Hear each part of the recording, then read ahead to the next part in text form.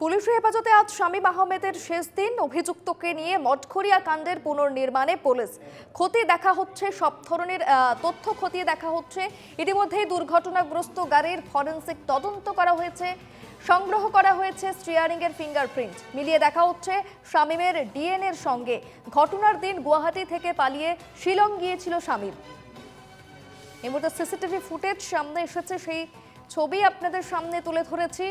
এবং পুলিশের হেফাজতে রয়েছে শামীম আহমেদ। তার আজ শেষ দিন। অভিযুক্তকে নিয়ে মঠঘরিয়া কাণ্ডের পুনর্নির্মাণে পুলিশ খতিয়ে দেখা হচ্ছে সব ধরনের তথ্য। দুর্ঘটনাগ্রস্ত গাড়ির ফরেনসিক তদন্ত করা হয়েছে। ইতিমধ্যেই স্টিয়ারিং এর ফিঙ্গারপ্রিন্টও সংগ্রহ করা হয়েছে। মিলিয়ে দেখা হচ্ছে শামীমের ডিএনএর সঙ্গে। ঘটনার দিন গুয়াহাটি থেকে পালিয়ে শিলং গিয়েছিল শামীম, পরে তাকে পাকড়াও করা হয় এবং আজই তার হেফাজতের শেষ দিন।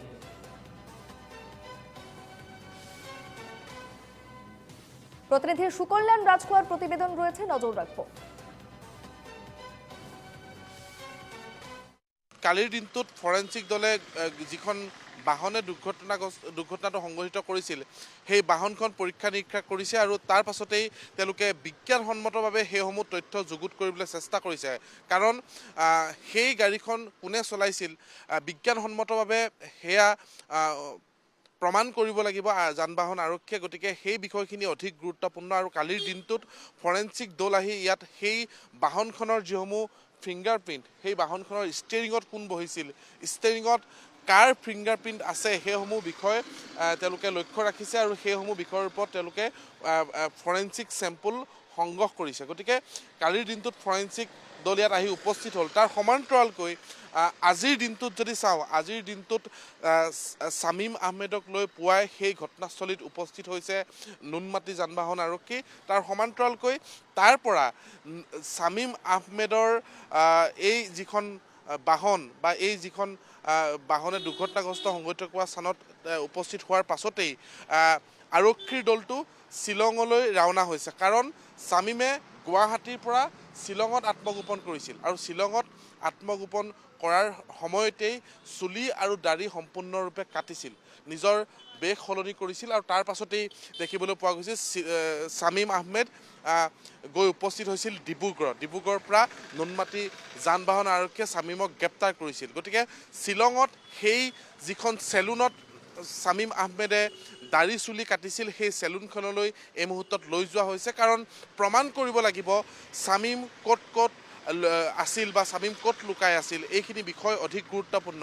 এফালে হয়তো শামীমৰ অধিবক্তাই এই বিষয়খিনি ক'ব বিচাৰিছে যে শামীমে এই বাহনখনেই চলোৱা নাছিল, কিন্তু সেইসমূহ দিশ অধিক গুৰুত্ব প্ৰদান কৰা হৈছে। যিটো দুৰ্ঘটনাত ইতিমধ্যে 3গৰাকী যুৱতীয়ে প্ৰাণ হেৰুৱাবলগীয়া হ'ল, ৰাজ্য জোকাৰি যোৱা এটা পথ দুৰ্ঘটনা। গতিকে এই দুৰ্ঘটনাটোত আৰক্ষীয়ে প্ৰতিষ্ঠা কৰিব লাগিব যে এই বাহনখন শামীমেই চলাইছিল। গতিকে যিসমূহ দিশ আৰক্ষীয়ে এই মুহূৰ্তত সামৰি লৈছে, তেওঁলোকৰ তদন্তত খুব সঠিকভাৱে তেওঁলোকে আগুৱাইছে বুলি এই মুহূৰ্তত জানিব পৰা গৈছে।